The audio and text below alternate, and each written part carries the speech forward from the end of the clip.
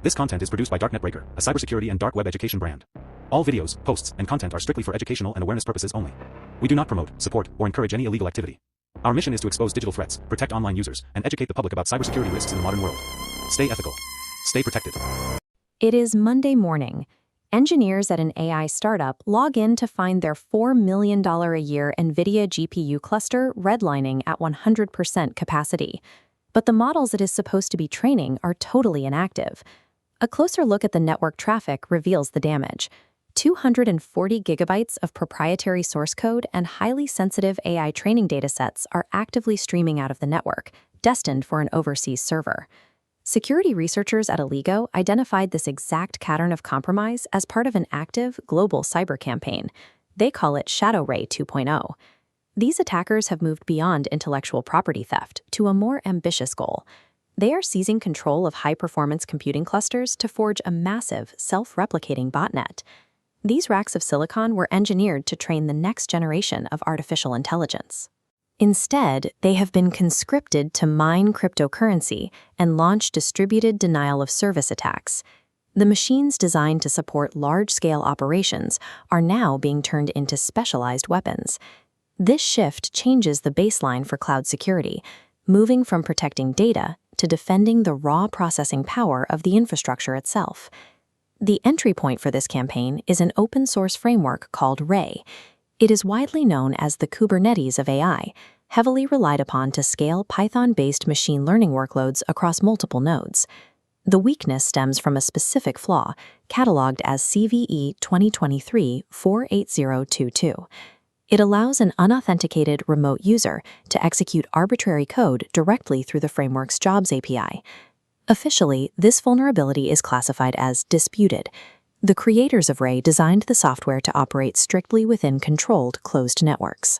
The expectation is that organizations will build and maintain their own perimeter defenses before deploying it. That expectation rarely matches reality.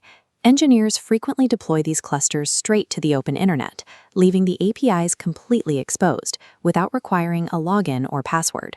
Hacking groups like IronEarn 440 exploit this gap. They use out-of-band platforms to blindly spray the internet with requests, waiting for an exposed Ray API to respond. Once a vulnerable server answers, the attackers submit malicious jobs. They use AI-generated Bash and Python scripts that easily slide past standard static defenses.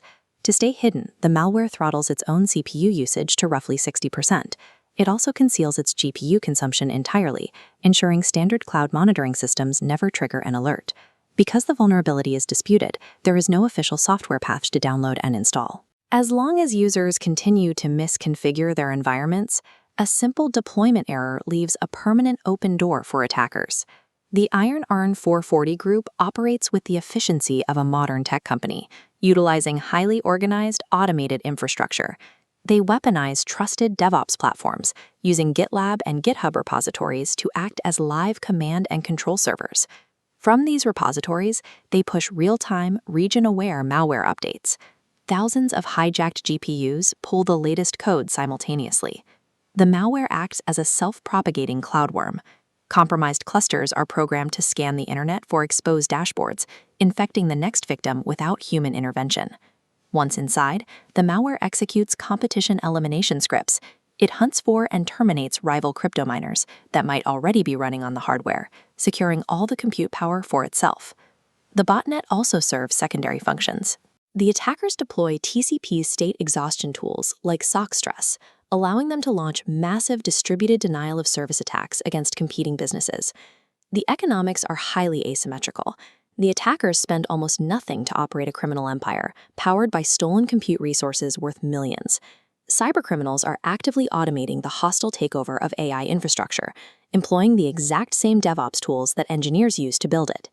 Today, scans reveal that over 200,000 Ray servers remain exposed to the open internet. The exposure spans countless startups, cloud-hosted environments, and research labs. Securing these environments requires a different approach. The traditional method of trusting the network perimeter, assuming that whatever sits inside the firewall is safe, is no longer viable. Organizations must adopt a zero-trust architecture for their AI workloads. This requires explicitly verifying every single connection and enforcing strict least privilege access, even for internal microservices communicating with one another. This chart shows real-time AI telemetry. On the left, a smooth baseline AI workload. On the right, erratic spikes reveal hidden crypto mining.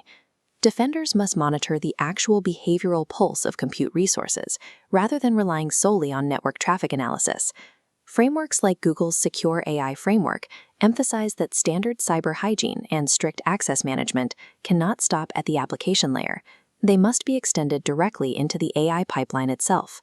For systems like Ray, immediate mitigations include adding proxy authorization layers, limiting interfaces to private clouds, and deploying runtime exploit blocking.